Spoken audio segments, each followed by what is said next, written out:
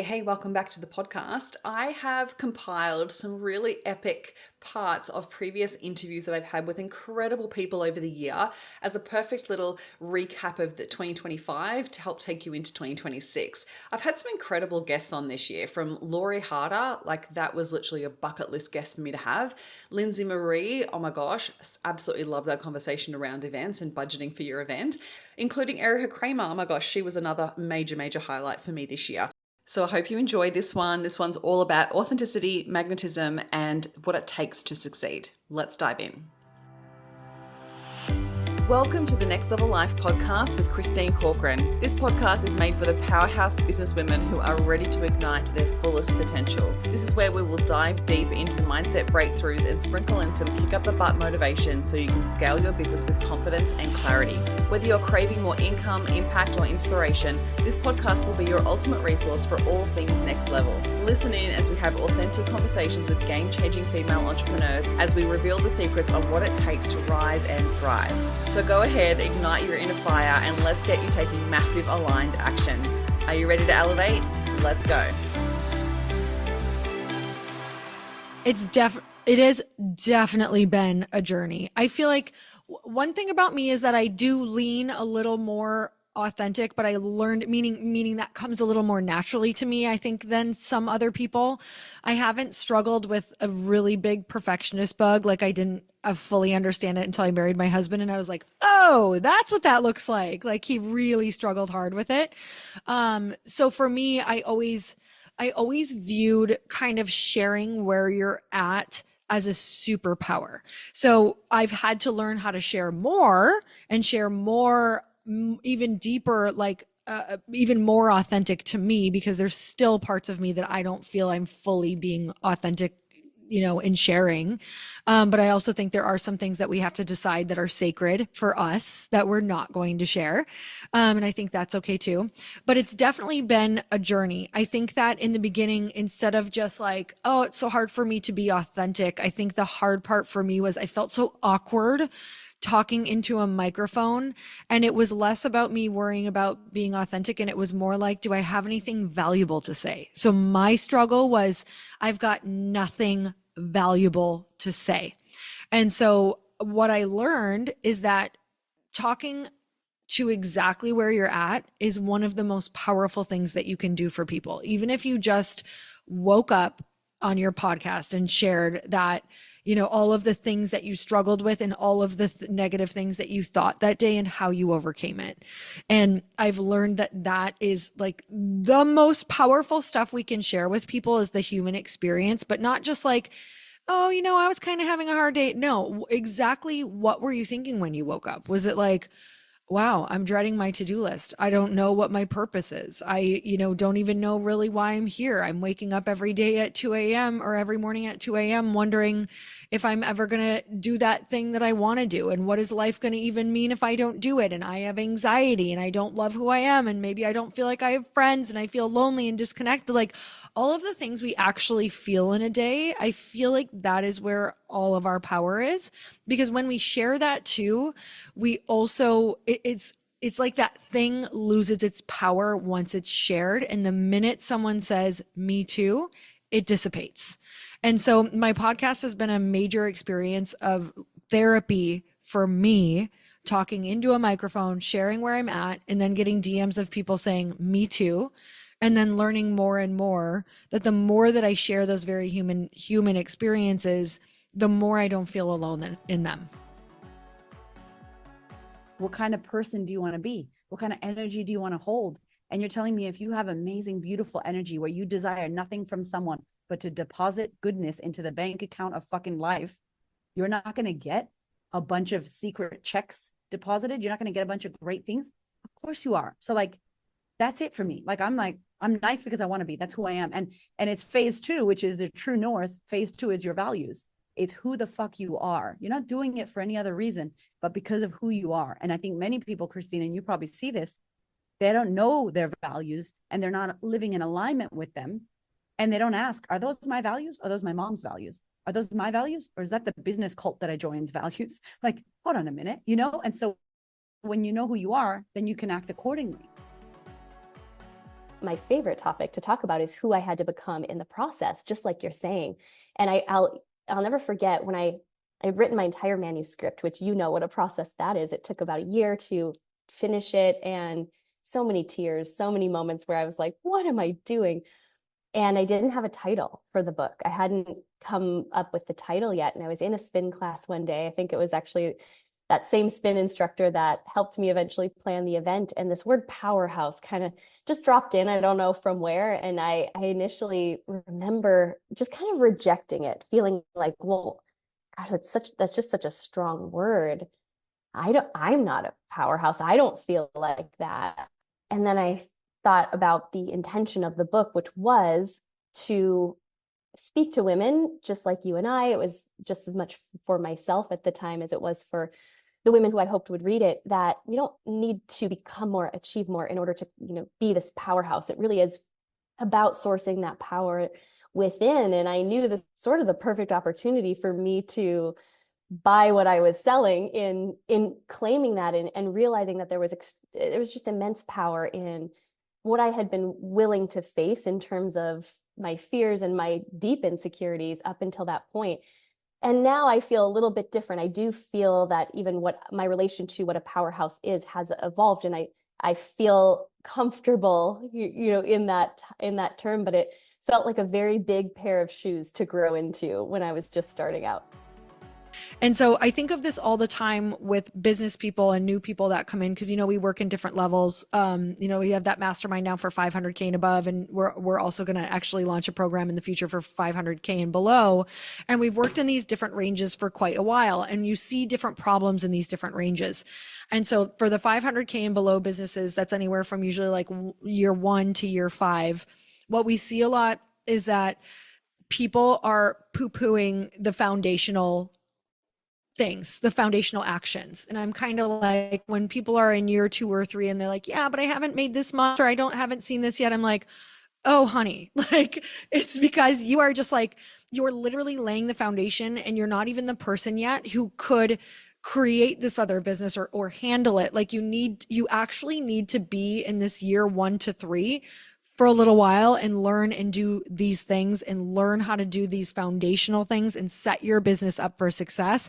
Do the super unsexy things, the back end things, get everything down, and you're not going to even see anything sexy for a while because you're just literally learning how to do it. It's like, it's framing a home, right? It's like designing the home, and then it's framing the home, and then it's doing the electrical in the home, and then it's doing the heating in the home, except all you want is to decorate, it's literally all we want.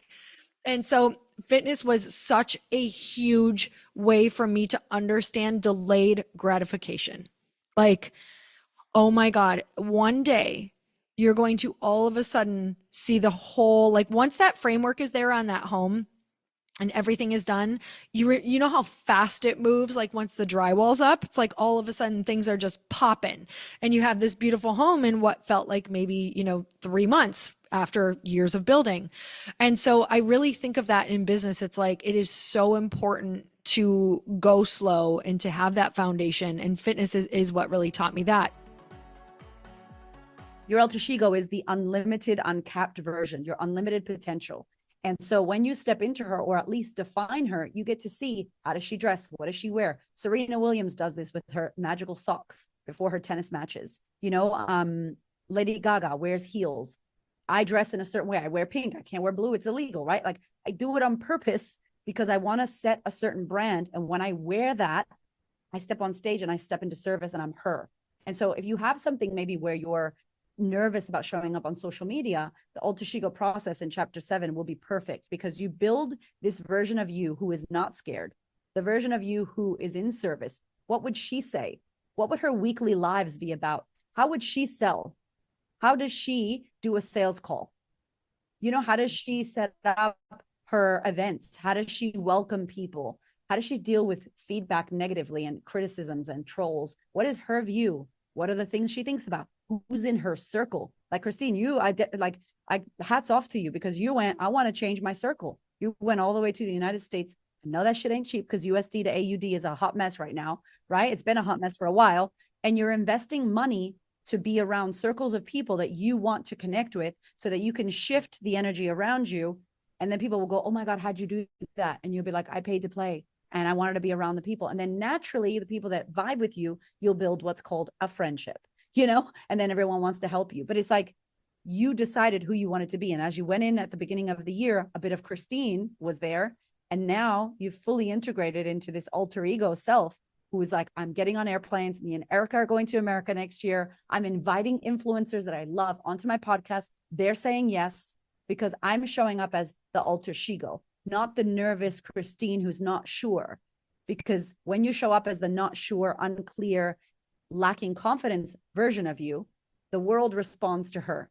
But when you show up as your alter ego, your 2.0 self, as her, the future you, when you walk around as future you, people respond to future you. You get results as future you. You bring what you wanted in the future into the now, and it happens now because you're being her now. And it's such a powerful distinction. Anyone can do.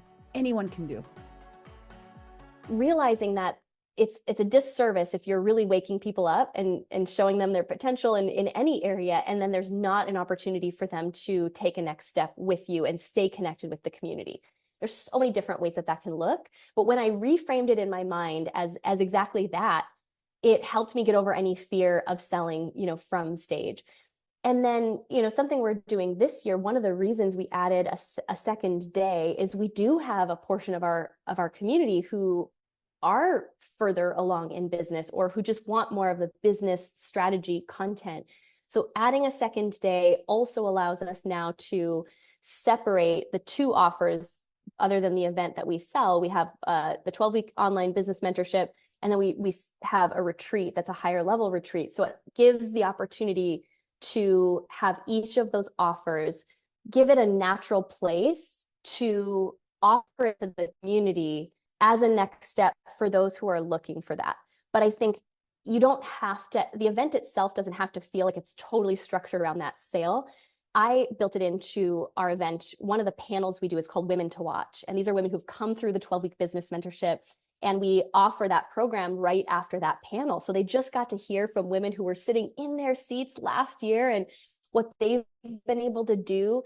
And for me, I guess what it all comes back around to is I love sales. I think it's just like the highest level of service that we can offer is guide people to solutions.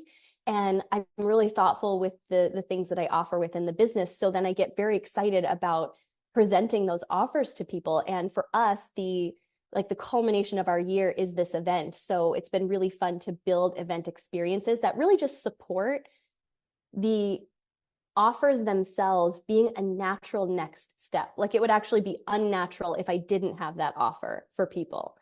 So when I reverse engineered it like that, I think it's allowed me to feel really excited and confident in making those offers from stage, but also to have it feel like it doesn't take away from the event experience for anyone else who isn't right for that offer. In business, there are going to be so many things that frustrate you, that upset you, that are unfair. There's going to be people who literally steal people from you, steal money from you. They don't have an abundant mindset. There's going to be partnerships that crumble. This taught me so much about not burning bridges, about learning how to take a pause before I react, about looking at myself first as a leader before looking at my team or employees and blaming them or wishing that they could be different or not understanding why they can't get a job done. And so I think all of these different components that I'm saying, like this is all in business. These are all super important pieces of business. And then I think throughout all of that too, something that was huge that I learned is the importance of constantly acquiring audience. And you're always selling. I think the biggest thing that you're selling is energy and hope. And that became a really big realization to me actually back in fitness when I wasn't the smartest trainer out there. I wasn't the most scientific trainer out there. I wasn't like decorated in degrees. In fact, I'd only done like the personal training certificate a couple different times, but I hadn't even graduated high school. And so for me, it always went back to this theme that you're hearing me say is like, oh, I'm not smart enough. I'm not valuable enough. So it made me learn how to focus on what I was good at. And it's funny because when I worked in a gym setting, there were so many trainers in this particular gym that I worked in, and I arguably the top trainer there who was always booked that people wanted to work with because I was always excited to see them. I learned that enthusiasm and energy is what they were paying for. They wanted me to be happy. They wanted me to carry the energy. They wanted me to be like excited about what they were doing. They wanted me to continually share my belief and pour into them of what I saw them as and what I believe they could do. And, they were coming there to feel good about themselves and to believe that their dream was possible of being fit or feeling good. And so when I really locked into that, I was like, okay, we're going to let go of all of my stupid beliefs about myself. And I'm going to show up and make people feel freaking amazing. And when people feel that way, it's astounding what they're capable of.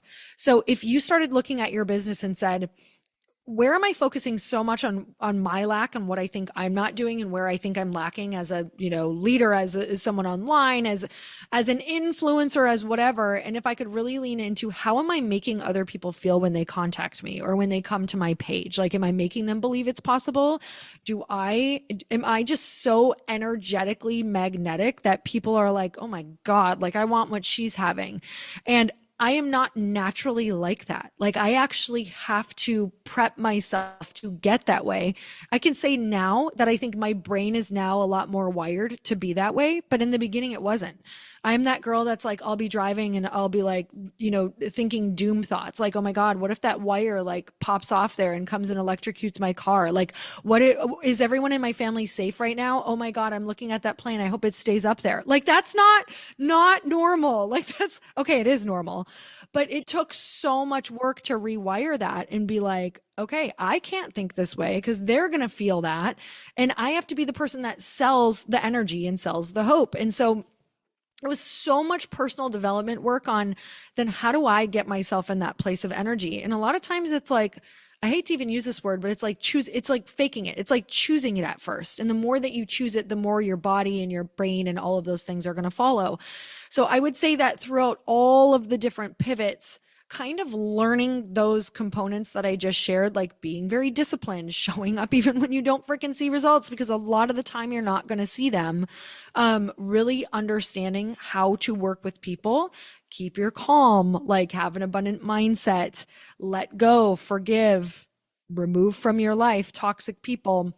And then really know that what I'm selling throughout, like when I think about Glossy, even though I believe it's one of the most amazing products on the market, I am selling hope. I'm selling energy. I'm selling, something that's going to make them feel amazing. Something that when they look at the box, they feel connected to the brand or they feel a certain way or they identify with it.